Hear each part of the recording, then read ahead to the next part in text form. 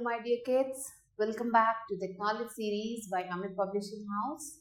I am Vandana and we are doing book 6. Children, this is your SST book and the name of the book is Time Travelers Unraveling History's Mysteries. So children, today we are going to do chapter number 9 of the book and the name of the chapter is Contacts with Distant Lands. Let's start with the chapter. Here we have to observe the picture given here. Some pictures are given here. What do you know about it? Write your observation in the given space. So इस picture को देख के आपको क्या समझ में आ रहा है? That you have to write here. As we have learned, Magad owed its expansion to certain basic materials, material advantage. So जैसा हमने पढ़ा था कि जो मगध है उसने अपने एक्सपेंशन के लिए बहुत सारे मटेरियल एडवांटेजेस लिए.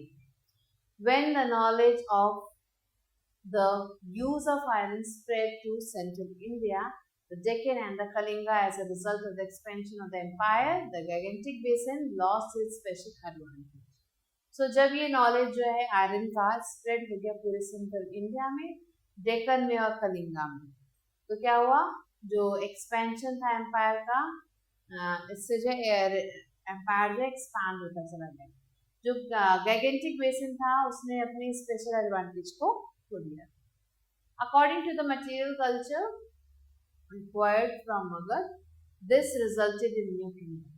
सो जो मटेरियल कल्चर था जिससे एक्वायर किया था मगध ने, वो दिस रिजल्टेड, इसकी वजह से एक नया किंगडम बना. This account for the rise of the Shungas in central India and the Satavahanas in the Deccan. और इसकी वजह से शुंगास जो थे सेंट्रल इंडिया में उनका राइज हो गया. Now let's learn about शुंगास. इनका राइज हुआ था in the Deccans. After the decline of the Mauryans, the vast territories in central and northern India broke up into the number of small kingdoms. So जैसे Mauryan empire का decline हुआ तो जो vast territory था in the central and northern India, जो central और northern India के जो टेरिटरीज थे वो टूट गए in a number of small kingdom, छोटे छोटे उसके किंगडम्स बन गए. The Mauryans were replaced by the Shungas. जो मौर्यंस थे अब उनकी जगह शंगास ने ले ली थी. Pushmaitra Shunga founded the Shunga dynasty in 185 BC. So Pushmaitra Shunga जो थे इन्होंने ही Shunga dynasty को फाइंड आउट किया था. He was an orthodox Brahmin. वो एक orthodox Brahmin थे. To consolidate his position, he performed 2 Ashwamedh yajna and established an empire that stretched up to the northwest. So अपनी पोजीशन को maintain करने के लिए उन्होंने 2 अश्वमेध यज्ञ किए थे, जिसकी वजह से उन्होंने अपने एम्पायर को स्टैब्लिश करना चाह रहे थे. वो north west. He was succeeded by a string of rulers whose weakness eventually led to the decline of Shangas. So अब जो है he was succeeded by a string of rulers. कुछ रूलर्स है जिन्होंने उन्हें सक्सीड कर लिया था, whose weakness eventually led to the decline of Shunga. और जिस वीकनेस की वजह से शंगा एम्पायर जो है वहीं पे खत्म हो गया. A part of Shunga period, ये शंगा पीरियड का एक पार्ट है. Now let's learn about the Satavahanas. 100 years after the decline of the Mauryans की डिक्लाइन के 100 years के बाद the Satavahanas rose in the Deccan in central India. So central India में जो है सतवाहनास ने जो है राइज किया. They ruled the Krishna Godavari region. उन्होंने कृष्ण गोदावरी region जो है उसे रूल किया. And they are referred to in the Puranas as the Andhras and are popularly called the Satavahanas or lords of the Dakshin Patha. So इन्हें जो है दक्षिण पटा या फिर सत्यवानास के नाम से जाना जाने लगा. The Satavahana dynasty was founded by Simuka. Simuka ने इस डायनेस्टी को फाइंड आउट किया था. The Satavahana rose to power in around the 4th century BC in the Andhra region. So Andhra region में 4th century BC में ये वहाँ पे प्रेजेंट थे. They established a capital at Pratihastha or Pat in Pathan in Maharashtra. Their second capital was at Amravati on the banks of river Krishna. So Krishna river पे अमरावती है और वहाँ उसे उन्होंने अपना सेकंड कैपिटल बनाया. They proposed opening of trade with Rome and Southeast Asia. तो उन्होंने जो ट्रेड को आगे बढ़ाया रोम और साउथ ईस्ट एशिया के साथ. The most celebrated ruler of the Satavahana dynasty was Gautamiputra Satakarni. So इस समय के जो सबसे ज्यादा सेलिब्रेटेड रूलर थे वो ये थे. The empire of Gautamiputra Satakarni extended from Malwa in the north to Karnataka in the south. So Malwa से लेके कर्नाटका तक इनका जो किंगडम था वो फैल चुका था. Art and culture thrived under the Satavahanas. So Satavahanas के अंदर आर्ट एंड कल्चर जो बहुत ज्यादा बढ़ता चला गया. However, by the middle of the 3rd century, the Satavahana kingdom collapsed. और जैसे ही 3rd century आई तो इनका जो किंगडम था वो खत्म हो चुका था. The Satavahana women had a high stature in society. So status in society. इनके जो women's थी उनके जो status था बहुत ऊंचा था सोसाइटी में. It was a matriarchal society. Women could own property. इस सोसाइटी में क्या था, women जो है अपनी खुद की प्रॉपर्टी खरीद सकती थी. They even performed religious sacrifices along with men. और men के साथ ये religious sacrifices में भी part ले सकती थी. The Satavahana ruler promoted Buddhism by granting land to the monks. अब इन्होंने भी बुद्धिज्म को आगे बढ़ाया था, प्रमोट किया था इन्हें लैंड देके, मॉन्क्स को लैंड देके. Now let's learn about the Central Asian invasion. Bactrian or Indo-Greek. The Bactrian Greeks became independent from the Seleucids of Syria after the death of Alexander. So Alexander के death के बाद ये independent हो गए थे. They recaptured Gandhar. इन्होंने गंधर को recapture कर लिया था, जो कि क्या था, the Peshwa region of Pakistan. Pakistan का पेशवा region था. In 190 BC and were the first invader, और ये first invaders बने थे. When the Mauryan Empire collapsed, the Indo-Greek ruler occupied Punjab and extended their control as far as Mathura in Uttar Pradesh. So जैसे ही Mauryan Empire जो है खत्म हुआ, जो Indo-Greek rulers थे उन्होंने पंजाब को ऑक्यूपाई कर लिया और अपना कंट्रोल जो पूरे मथुरा और उत्तर प्रदेश में फैला दिया. The most famous Indo-Greek ruler was Menander. जो सबसे famous Indo-Greek ruler था वो Menander था. He had his capital as Shakana. उनका जो capital था वो शकाला था, modern day Sialkot in Punjab province of Pakistan. So Punjab Pakistan के पंजाब में ये आज भी आपको मिल सकता है. ये you can see the coins of King Menander. So उस समय जो coins use करते थे, this is a picture of that. And Menander converted to Buddhism. अब ये भी Buddhism की तरफ convert हो चुके थे. He has been identified as King Milinda, who was mentioned in the famous Buddhist text Milinda Panu, which contained philosophical questions that Milinda asked Nagesa, the Buddhist author of the text. So ये king Melinda के बारे में आप Buddhist text जो है जिसका नाम है मिलिंदा पानो, इसमें आप पढ़ सकते हो, जिसमें जो है जो भी साइकोलॉजिकल क्वेश्चन जो मिलिंदा ने पूछा था नागसेना से, वो सारी चीजें यहाँ पे मेंशन की गई हैं. The book informs us that King Menander was converted to Buddhism by Nagasena. So ये बुक बताती है कि नागसेना ने हेल्प किया था मिलिंदा को बुद्धिज्म में कन्वर्ट होने के लिए. Menander is believed to have ruled between 155 BC to 130 BC. The Greek failed to establish the unified rule in India. अब जो ग्रीक्स थे वो अपना रूल इंडिया में स्टैब्लिश नहीं कर पाए। लेट्स लर्न अबाउट शाकास और Sakas. The Sakas were inhabitant of Central Asia. Central Asia के ये पार्ट थे, वहाँ रहते थे. They followed the Greek into India in the first century BC. First century BC में इन्होंने ग्रीक के का पीछा किया और इंडिया तक पहुँच गए. They settled down in western India and gradually spread all over in this region. वो इंडिया के वेस्टर्न पार्ट में जाके सेटल डाउन हो गए और फिर वहाँ से पूरे एरिया में फैल गए. The most powerful Saka ruler was Rudradaman, 130 to 152 CE.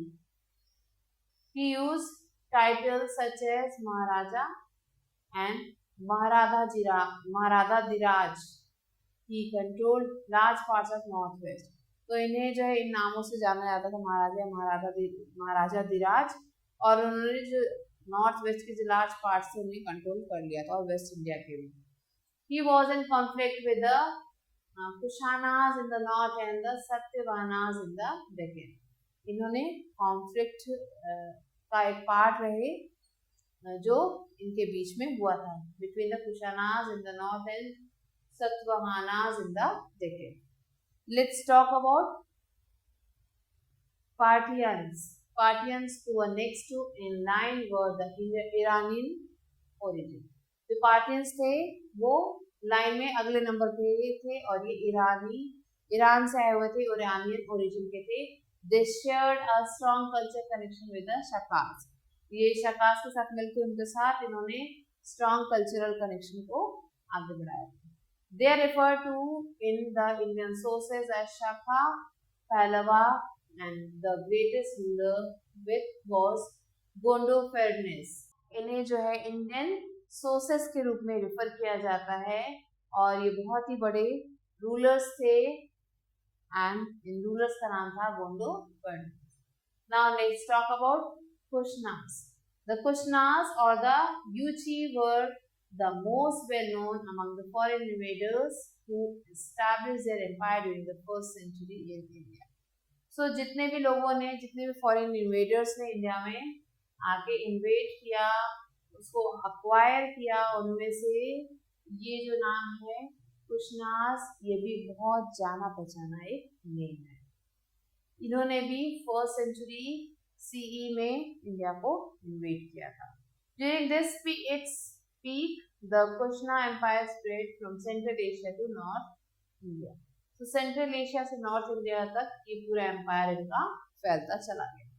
The greatest of the Kushana ruler was Kanishka, who probably ascended the throne in 78 CE and resigned for more than 20 years till about 100 CE. So इन सब में से जो जितने भी कुशना rulers थे उन सब में से कनिष्का जो था वो सबसे ज़्यादा जाना माना एक, आप कह सकते हो कि राजा था जिसने जो है 20 ईयर्स से भी ज़्यादा यहाँ पे राज किया था. His rule extended as far as Varanasi and as far south as Sanchi. So Varanasi से लेके सांची तक इनका रूल जो है फैला हुआ था. Kanishka is credited with convening the fourth Buddhist council. इन्हें जो fourth Buddhist council जो था in Kashmir, in which a large number of Buddhist scholars lived. तो इन्हें उसमें क्रेडिट किया जा सकता है. चकारा एंड नागार्जुना took part. इसमें जो है इन सब लोगों ने पार्ट लिया. The scholars were able to put together a number of original commentaries from Buddhist texts. So ये जो scholars थे बुद्धिस्ट टेक्स्ट से उन्होंने बहुत सारे commentaries निकाली थी, and the compilation that was produced is called महाविमर्शा. और इन सबको मिला के एक कंपाइल करके सारे बुद्धिस्ट टेक्स्ट को कंपाइल करके जो बना उसे कहते हैं महाविमर्शा. It was in this council that Buddhism split into schools, Hinayan and Mahayana. So दो पार्ट्स में अब यहाँ पे बुद्धिज्म डिवाइड हो चुका था. Kanishka also patronized art. He is known for bringing together masons and other artisans trained in different schools and Here you can see the headless structure of Kanishka. So Kanishka ने art को बहुत ज़्यादा आगे बढ़ाया. उन्होंने जितने भी मैसन्स थे, जितने भी आर्टिस्ट थे, उन सबको ट्रेनिंग दी डिफरेंट स्कूल्स में और कंट्रीज में. This saw the rise of several school of art, जिसकी वजह से बहुत सारे आर्ट स्कूल्स जो है आगे बढ़े, जो थे सेंट्रल एशिया में, गंधरा में और मथुरा में. The sculptures of this period show a synthesis of both local and Indian elements influenced by Buddhism. So ये जो sculptures थे, इसमें इस पीरियड के जो sculptures थे वो दोनों ही लोकल और इंडियन एलिमेंट्स उसके अंदर थे जो बुद्धिज्म से इन्फ्लुएंस थे. अश्वघोषा, one of the finest, one of the first classical Sanskrit poet who wrote Buddha Charitra, convinced the emperor to convert to Buddhism. So अश्वघोष जो एक पहले क्लासिकल संस्कृत पोएट थे, उन्होंने बुद्धिज्म के बारे में लिखा था बुद्ध चरिता में, और उन्होंने अपने जो एम्परर थे उन्हें बुद्धिज्म में कन्वर्ट होने को कन्विंस कर लिया था. He also attended the Buddhist Council convert by Kanishka. उन्होंने बुद्धिस्ट काउंसिल को भी अटेंड किया था. कनिष्का's court attract artists and musicians as well as merchants. So Kanishka के कोर्ट में आपको आर्टिस्ट भी मिलेंगे, म्यूजिशियंस भी मिलेंगे और डिफरेंट मर्चेंट्स भी मिलेंगे. Kanishka introduced a new era called the Shaka era. The Shaka calendar is one used now by the Indian government. अब Shaka calendar आज भी यूज किया जा रहा है इंडियन गवर्नमेंट के द्वारा. Now let's learn about the impact of foreign invasion in India. So India के कौन से foreign invasions हैं इसके बारे में पढ़ेंगे. The foreign invasions are the subsequent contact with Central Asia had far-reaching impact. जो foreign invasions थे और जो subsequent contacts थे Central Asia के साथ, वो आगे बढ़ चुके थे, उसका काफी ज्यादा इम्पैक्ट देखने को मिल चुका था. It bought India in contact with the outside world. इससे जो है क्या हुआ, इंडिया जो है दूसरे जो आउटसाइड वर्ल्ड में उसके कॉन्टैक्ट में आ चुकी थी. There was a two way flow of ideas and culture. Idea और कल्चर का दोनों तरफ से फ्लो होने लगा.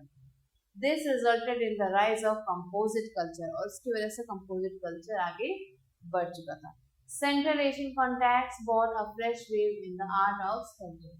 और जो Central Asian contact है उसमें जो है जो भी आर्ट ऑफ स्कल्पचर था उसमें एक नया वेव लेके आ चुका था. The Kushanas patronized and Gandhar school of art, a style of sculpture which was Buddhist in theme but Greco-Roman in style. तो यहाँ पे different types of school organise किए गए थे, आर्ट स्कूल ऑर्गेनाइज किए थे, इसमें से गंधर स्कूल ऑफ आर्ट एक मेन था, और इसने जो है कई तरीके के स्कल्पचर बनाए जो बुद्धिज्म पे बेस्ड थे, लेकिन उसका जो थीम था वो Greco Roman style. This gave rise to a new form of art in which images of Buddha was draped in Greco Roman style and hair curly hair. So अब इन दोनों को मिलाने के बाद एक नए तरीके का आर्ट बना जिसमें बुद्धा को यूज किया गया था, और उनके ग्रेको रोमन स्टाइल के हिसाब से उनके हेयर को कर्ली कर दिया गया था. The Greeks and Shakas and Parthians of the Kushanas eventually lost their original identity. अब इन सब ने अपनी ओरिजिनल आइडेंटिटी को खो दिया. In the course of time they became completely Indianised, और थोड़ी देर में वो पूरी तरह से इंडियनाइज्ड हो चुकी थी.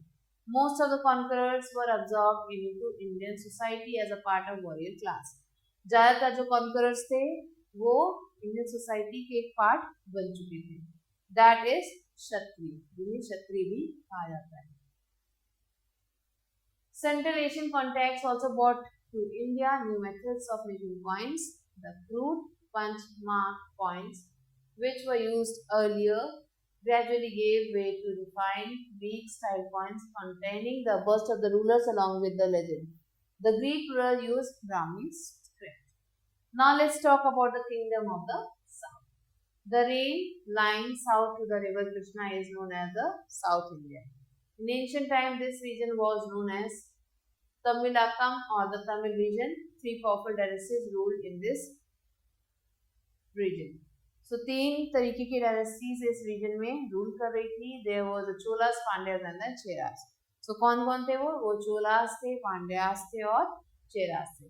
Sangam literature is our main source of information on these kingdoms. So जब आप संगम लिटरेचर को पढ़ोगे तो उसमें आप इन तीनों किंगडम्स के बारे में अच्छे से पढ़ सकते हो. Let's learn about the Cholas. The Chola kingdom was in the Kaveri Delta. Kaveri Delta में था ये, and Urayu was its capital. Urayu उसका capital था. The most powerful Chola king were Karikala, Raja Raja and Rajendra. So ये 3 rulers बहुत ज़्यादा ही powerful थे इस kingdom में. Karikala was constantly at war with the Pandyas and the Cheras. So Pandyas और Cheras के साथ ये war में situated थे, ये उनका साथ दे रहे थे. He maintained a number of warships as he realized the importance of navy in the war. So इन्होंने बहुत सारे wars लड़े और इसके बाद उन्हें नेवी की इम्पोर्टेंस के बारे में पता चला कि navy is how much important in war. War में नेवी की कितनी ज़्यादा ज़रूरत होती है. He even attacked Sri Lanka and occupied a part of it. उन्होंने श्रीलंका पे भी आक्रमण किया और उसका भी एक पार्ट उन्होंने ऑक्यूपाई कर लिया. Though for a very short period only, many roads were constructed during this time. So इस टाइम पे बहुत सारे रोड्स बनाए गए थे. भले ही बहुत ही शॉर्ट पीरियड था लेकिन फिर भी बहुत सारे रोड्स बनाए गए थे. He encouraged trade with other countries. उन्होंने दूसरी कंट्रीज के साथ ट्रेड को आगे बढ़ाया था. Now let's talk about the Pandyas. The Pandya kingdom comprises the district of Tirunelveli, Ramnath and Madurai in Tamil Nadu. तो ये सारी जो जगह यहाँ पे लिखी हैं ये सारे जो है तमिलनाडु में है और जो पांड्या किंगडम है इसके पार्ट है. According to Indica the Pandyan kingdom was founded by a woman who maintained a large army. So ऐसा कहा जाता है इंडिका के अकॉर्डिंग अगर आप देखा जाए तो कहा जाता है कि पांड्या किंगडम जो है वो एक लेडी ने वुमेन ने ढूंढा था जिसके पास एक बहुत बड़ी आर्मी थी. Nedunchezhiyan was one of the famous Pandyan ruler. Nedunchezhiyan एक बहुत ही फेमस पांड्यन रूलर थे. He fought with the Cholas and Cheras and annexed their kingdom. इन्होंने चोलास और चेरास के साथ फाइट किया और उनके किंगडम को एनेक्स किया. He was a pattern of art and literature. वो आर्ट और लिटरेचर के पैट्रन थे. Probably the assembly Sangam at Madurai was held under his patronage. उनके ही आप कह सकते हो under his governance only this assembly was organized. The Pandyan kingdom was famous for pearls. जो Pandyan kingdom था वो pearls के लिए famous था, मोतियों के लिए famous था. It exported pearls to the Roman Empire as a result of which it became very prosperous. So Roman Empire को इन्होंने pearls एक्सपोर्ट किया था जिसके बाद ये बहुत ज़्यादा प्रॉस्परस हो चुके थे. Let's talk about the Cheras. The Cheras had rule over the whole of the present day Kerala and north west Tamil Nadu. So Cheras ने केरला और तमिलनाडु का जो नॉर्थ वेस्ट पार्ट है उन सबको रूल किया था. The capital was Vanji. Chera was also known as Kerala Putras. Cheras को केरला पुत्रास भी कहा जाता है. The most famous Chera king was Neduncheran.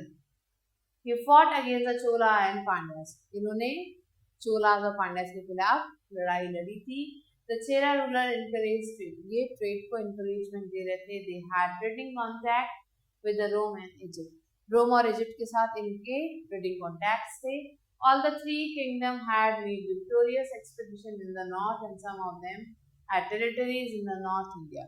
So जितने भी ये 3 किंगडम थे इन्होंने अपने अपने लेवल पे विक्ट्री मिली और इन्होंने अपने साम्राज्य को आगे बढ़ाया. Now let's talk about the Silk Route and Kushanas. The Silk Route was an important trade route in ancient time which connected Asia, Europe and Africa. So silk route ने इन तीनों कॉन्टिनेंट आप जगहों को आप कह सकते हो कि एक साथ जो है जोड़ दिया था. The route extended more than 6,500 kilometers and was majorly used to transport Chinese silk to Europe through Central Asia beginning from the 2nd century BC. So इस रूट का जो मेन काम वो रूट तो 6,500 किलोमीटर लंबा था और इसका मेन काम था चाइनीज सिल्क को यूरोप से लेके सेंट्रल एशिया तक पहुंचाना जब 2nd सेंचुरी स्टार्ट हो चुका था. The Kushanas controlled the Silk Route, which started from China and passes through Central Asia, Afghanistan, and West Asia. So Kushanas क्या कर रहे थे? ये सिल्क रूट का ध्यान रख रहे थे और उसे चाइना से पास करके सेंट्रल एशिया, अफगानिस्तान और वेस्ट एशिया में पहुंचा रहे थे. This control over the route brought a good source of income for the Kushanas. और इसकी वजह से कुशानास को बहुत ज़्यादा इनकम हुई. They levied tax on the traders in return for protection from robbers along the route. तो अब इन्होंने इन ट्रेडर्स के ऊपर टैक्स लगा दिया. क्यों? ताकि इन्हें अगर रास्ते में कोई चोर या लुटेरा लूट ले तो उस टैक्स को अपने यहाँ भरपाई कर सके. Now records of foreign travelers. Fa Hensing came to India via Kashmir and had to face great hardship on the way. So रास्ते में आते वक्त फाइन सिंह को अपने जब वो कश्मीर आ रहे थे तो उन्हें काफी सारे मुसीबतों का सामना करना पड़ा. He came during the Gupta period. वो गुप्ता पीरियड में आए थे. In the reign of Chandragupta II का रूल चल रहा था उस समय. He is said to have stayed at Pataliputra and recorded observation about the land and people of India. So Pataliputra में रुके और वहाँ पे रुक के उन्होंने वहाँ का जो लैंड था और वहाँ के जो लोग थे उनके बारे में जो भी उनके ऑब्जर्वेशन थी उसे कंप्लीट किया. Fa Hensing found India to be a peaceful country and the administration mild. तो उन्होंने देखा कि इंडिया एक पीसफुल कंट्री है और यहाँ पे एडमिनिस्ट्रेशन जो है काफी माइल्ड है. He records that most of the people were vegetarian. उन्होंने देखा कि यहाँ के ज्यादातर लोग वेजिटेरियंस हैं. He also mentioned that Hinduism flourished here along with Buddhism. और उन्होंने इस बात पे भी ध्यान दिया कि यहाँ पे बुद्धिज्म के साथ चल रहा है. Along another famous scholar pilgrim to visit India in 7th century CE was Sang, who came to India during the reign of Harshvardhan. So Harshvardhan का जब रूल चला था उस वक्त. So children, Sang came to India when it was the reign of Harshvardhan. Harshvardhan was the king here. Apart from other observations, he noted the condition of education in India. So दूसरे observations करने के बाद, ये जो observations हम ऊपर पढ़े हैं, इनको करने के बाद उसने ये देखा कि education condition जो था इंडिया में वो कैसा था. According to him, the system of education progressed in stages from primary to university. उनके according जो एजुकेशन प्रोसेस था यहाँ पे वो प्राइमरी से लेके यूनिवर्सिटी तक चेंज होता जा रहा था. He identified 5 branches of knowledge at the Nalanda University. So Nalanda university में उन्होंने 5 branches के बारे में पढ़ा, 5 branches of knowledge, where he too studied Buddhism and mysticism. जहाँ पे उन्होंने खुद बुद्धिज्म और mysticism पढ़ा. These 5 branches were grammar, science, arts, logic and philosophy. So उन्होंने 5 चीजों के बारे में पढ़ा और वो थे grammar, science, arts, logic and philosophy. He wrote a book called the Siyuki. उन्होंने एक बुक लिखी which is a record of the events in the Western Kingdom, that is India. So जो भी events हुए थे Western Kingdom में उसके बारे में इसमें सारी information दी गई. Another famous traveler was Singh, who visited India in the 7th century CE and made notable observations about the country. So एक दूसरे ट्रैवलर आए इंडिया में जिनका नाम था आइट सिंह और इन्होंने भी बहुत सारे ऑब्जर्वेशंस देखे इंडिया में, बहुत सारी चीज़ों को नोट किया. He too stayed in the Nalanda University and carried back home Sanskrit texts and the images of Buddha. तो यहाँ रह के उन्होंने भी संस्कृत टेक्स्ट को जो है पढ़ा, उन्हें अपने साथ लेके गए और साथ में बुद्धा की इमेजेस को भी अपने साथ ले गए. Artificial intelligence is mostly used today optimize company operations through travelers will not always be aware of this. airlines, for example, use AI to predict how many passengers will cancel or forfeit their flights. Now let's learn about the rise of Bhakti. As mentioned in earlier chapters, Hinduism was constantly evolving in the ancient time. तो जैसे कि हमने आगे पिछले chapters में पढ़ा कि Hinduism जो है आगे बढ़ता चला जा रहा था एंशिएंट इंडिया में. At this time, an important feature of Hinduism became the worship of Vishnu, Shiva and Shakti. So इस टाइम पे विष्णु, शिव और शक्ति की पूजा लोग बहुत ज़्यादा लेवल पे करने लगे. The term Bhakti meant the practice of loving devotion to God as a means towards attaining salvation and moksha. So लोगों ने ये मान लिया था कि अगर आपके अंदर भक्ति है तो आप मोक्ष को पा सकते हैं. Gradually the concept became so focused towards one God that there was a right of separate sects of devotees of different gods. So ये कॉन्सेप्ट जो है वन गॉड का कॉन्सेप्ट जो है इतना ज़्यादा फोकस बन गया है कि धीरे धीरे इसके बहुत सारे सेक्शंस हो गए और डिफरेंट गॉड्स को लोग मानने लगे. For instance the devotees of Vishnu were called Alvars and that of Shiva were called Nayanars. The relationship between the bhakt with his deity as a very personal one and often involved a lot of rituals like fasting, taking vows, going to pilgrim, etc. So ये जो relation था भक्त और उसके भगवान के बीच में ये बहुत ही ज़्यादा पर्सनल था. इसमें जो है लोग बहुत सारी चीज़ें करने लगे थे, फास्ट रखने लगे थे, वोज लेने लगे थे, pilgrim places पे जाने लगे थे. Gradually the idol of deities of in human form started being placed in the temple. अब टेम्पल्स में भी कुछ भगवान की मूर्तियां रखी जाने लगी जो ह्यूमन के फेस के थे. The Gupta age is marked by massive temple building activity. और जो गुप्ता एज था इस समय सबसे ज़्यादा टेम्पल्स बिल्ड किए गए. Now children, let's quickly revise what we have learned. After the Mauryans came the Shungas in central India and the Satavahanas in the Deccan. The Shunga dynasty was followed by the Kanva dynasty. Northwestern India is succeeded by the number of ruling dynasties from Central Asia. Indo-Greek was the first to invade India, followed by Shakas, Parthians and Kushanas. Intermingling of cultures saw the rise of the Gandhar school of art. Punch-marked points gave way to the more refined style in coinage. The south saw the emergence of three kingdoms, the Pandyas, the Cholas and the Cheras. South Indian experienced the Sangam art culture. The period witnessed a rise of maritime trade. Buddhism and Hinduism spread across Southeast Asia, and this period saw the rise of Bhakti tradition. Now children, let's do the question answer that is given here. Analyze the emergence of three dynasties in the south of India. So the three dynasties that spread in the south of India was Cholas and the Cholas. So the three dynasties that emerged in the south were the Pandyas, the Cholas and the Cheras. And what all? And these were known as a Sangam also.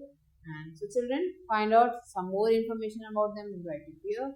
Discuss the impact of foreign invasion on India.